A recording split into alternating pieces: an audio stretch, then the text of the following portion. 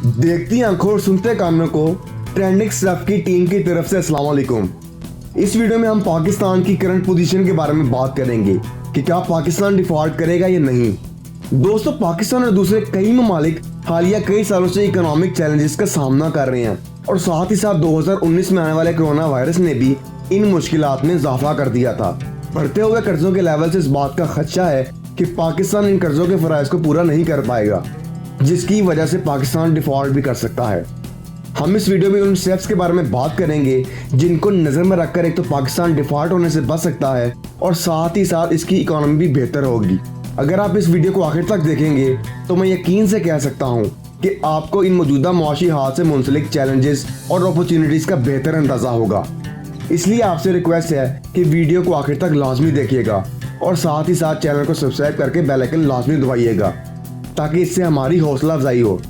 तो चलिए दोस्तों, शुरू करते हैं। सबसे पहले बात करते हैं कि आसान लफ्जों में डिफॉल्ट कहते किसे हैं। दरअसल जबकि कर्जा लेने वाला कर्ज की जो शराइत होती हैं उनको वक्त पर पूरा नहीं करता, मिसाल के तौर पर पेमेंट को वक्त पर नहीं करता, तो ऐसी सूरत में वो कर्ज लेने वाले की कंडीशन को डिफॉल्ट होना कहते हैं।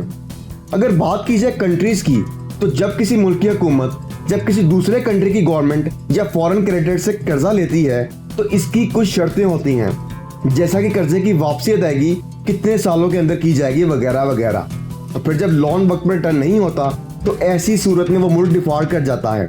अब एक अहम सवाल जहन में ये आता है कि वक्त पर अदायगी किन सूरतों में नहीं होती, तो इनमें से सबसे बड़ी वजह लैक ऑफ फंड्स और इकोनॉमिक क्राइसिस हैं।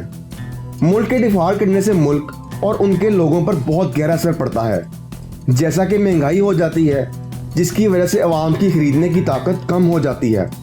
साथ ही साथ जो इंटरनेशनल क्रेडिट मार्केट्स तक जो रसाई होती है वो मुश्किल हो जाती है और इसके अलावा जो इन्वेस्टमेंट्स होती हैं वो कम हो जाती हैं, क्योंकि कोई भी इंटरनेशनल इन्वेस्टर उस मुल्क में इन्वेस्टमेंट करना पसंद नहीं करता।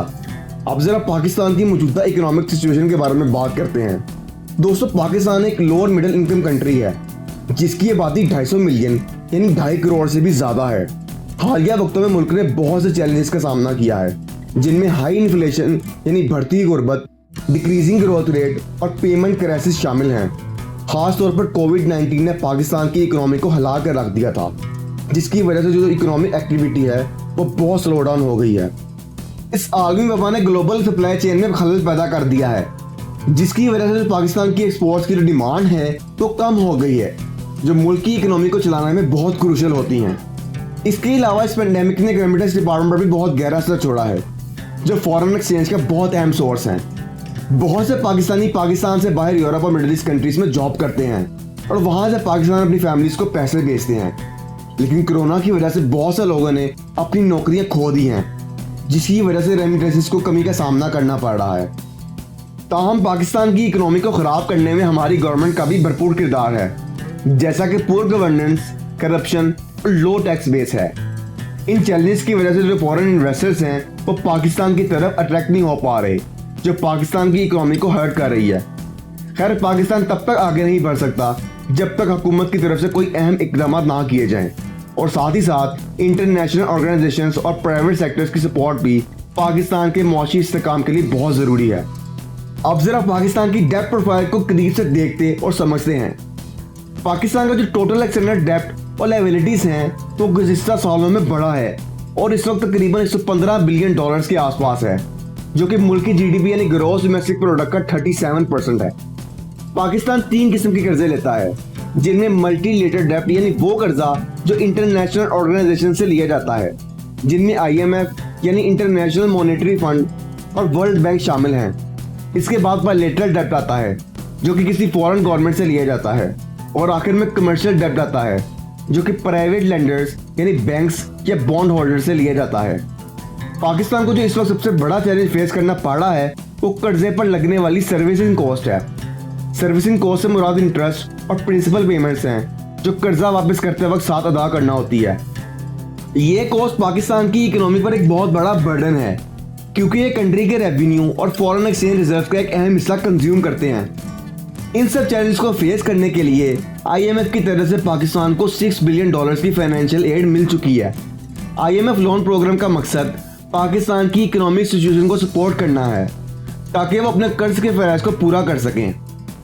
खैर IMF के इस लोन प्रोग्राम की भी कुछ शर्तें और स्ट्रक्चरल रिफॉर्म्स हैं, जिनमें tax collection, energy sector reform और पब्लिक सेक्टर गवर्नेंस शामिल हैं। IMF के अलावा पाकिस्तान को वर्ल्ड बैंक और एशियन डेवलपमेंट बैंक से भी फाइनेंशियल एड मिल चुकी है। वर्ल्ड बैंक की तरफ से मिलने वाले लोन और ग्रांट्स का मकसद एजुकेशन, हेल्थ और सोशल प्रोटेक्शन प्रोग्राम्स को सपोर्ट करना है, जबकि एशियन डेवलपमेंट बैंक की तरफ से मिलने वाली इमदाद का मकसद इंफ्रास्ट्रक्चर को इम्प्रूव करना है। इन सब के अलावा भी पाकिस्तान को मुख्तलिफ ममालिक और इंटरनेशनल ऑर्गेनाइजेशन से कर्जा मिल चुका है, जिनमें G20 और पेरिस क्लब शामिल हैं। अब जरा उन फैक्टर्स पर बात करते हैं जिनकी वजह से मुल्क डिफॉल्ट करता है। नंबर 1 पर आता है सर्विसिंग कॉस्ट, जिसके बारे में हम पहले भी बात कर चुके हैं कि ये वो कॉस्ट है जो कर्जा वापस करते वक्त साथ अदा करनी होती है, जैसे इंटरेस्ट और प्रिंसिपल पेमेंट्स। ये कॉस्ट पाकिस्तान की इकोनॉमी पर काफी बर्डन डाल देती है। नंबर 2 पर बात करते हैं लो टैक्स बेस की। दोस्तों, पूरी दुनिया में पाकिस्तान की GDP रेशो सबसे कम है, जिसका मतलब है कि इसके अपने पास जरूरी अखराजात को पूरा करने के लिए रेवेन्यू लिमिटेड है। इस वजह से पाकिस्तान अपने स्ट्रक्चरल चैलेंजेस को मीट नहीं कर पाता और कर्ज के फराइज पूरे करने में मुश्किलात पेश करता है। पॉलिटिकल इंस्टेबिलिटी भी पाकिस्तान को डिफॉल्ट की तरफ लेकर जा सकती है। सियासी बदनामी, अनसर्टेनिटी और पॉलिसीज की तब्दीली एक तो इन्वेस्टर का कॉन्फिडेंस कम करती है और साथ ही साथ बोरोइंग कॉस्ट भी बढ़ा देती है। दोस्तों, जरूरत से ज्यादा एक्सटर्नल फाइनेंसिंग पर डिपेंड करना भी मुल्क के डिफॉल्ट होने का जिम्मेदार होता है। पाकिस्तान ज्यादातर कमर्शियल बोरिंग पर डिपेंड करता है, जिसका इंटरेस्ट रेट मल्टीलेटरल और बायलेटरल डेब्ट से काफी ज्यादा है। ऐसी सूरत में अगर वक्त पर कर्जे की अदायगी ना की जाए तो सर्विसिंग कॉस्ट बढ़ जाती है। इसके अलावा मुल्क की इंपोर्ट्स और एक्सपोर्ट्स में फर्क भी एक बहुत बड़ा रिस्क फैक्टर है। करंट अकाउंट का मुसलसल खसारा इस बात की इलामत है कि पाकिस्तान मुसलसल गैर मुल्की सरमायाकारी पर इन्हिसार करता है, जो कि अल्टीमेटली मुल्क के एक्सटर्नल डेब्ट को बढ़ाता है। इन सब फैक्टर्स के अलावा कुदरती आफात यानी सैलाब और जल्जले भी पाकिस्तान को डिफॉल्ट करवा सकते हैं, क्योंकि इन डिजास्टर की वजह से इकोनॉमिक डैमेज होती है, इंफ्रास्ट्रक्चर तबाह हो जाता है और गवर्नमेंट ज्यादातर फंड्स रिलीफ और रिकंस्ट्रक्शन इवेंट्स में खर्च कर देती है। अब जरा उन एस्पेक्ट्स पर नजर डालते हैं जो पाकिस्तान को डिफॉल्ट होने से बचा सकते हैं। दोस्तों, टैक्स बेस और टैक्स रिफॉर्म के जरिए रेवेन्यू को बढ़ाना और इंतजामिया की बेहतरी एक मुस्बित पेशरफ्त है। टैक्स को बढ़ाकर और करप्शन को खत्म करके गवर्नमेंट ज्यादा रेवेन्यू जनरेट कर सकती है, जिससे वो दूसरे मुल्कों पर कम डिपेंड करेंगे।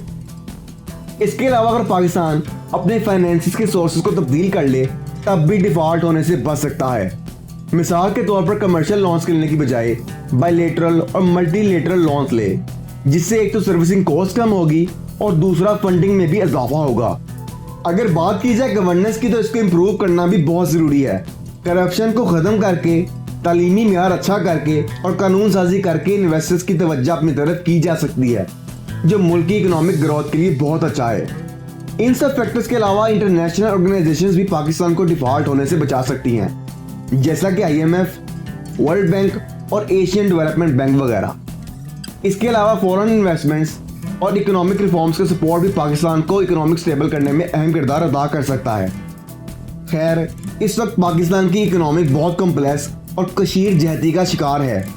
बेशक बहुत सी इंटरनेशनल कम्युनिटीज़ पाकिस्तान को फाइनेंशियली सपोर्ट कर रही हैं, लेकिन फिर भी बहुत सी चैलेंजेस ऐसे हैं जो हुकूमत की तरफ से मुसलसल कोशिशों के मुंतज़िर हैं।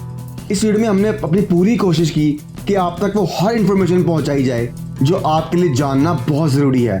बाकी आप लोगों को ये वीडियो कैसी लगी कमेंट्स में लाजमी बताइएगा। बाकी मिलते हैं आपसे अगली वीडियो में, तब तक के लिए अपना बहुत सारा ख्याल रखिएगा। अल्लाह हाफिज़।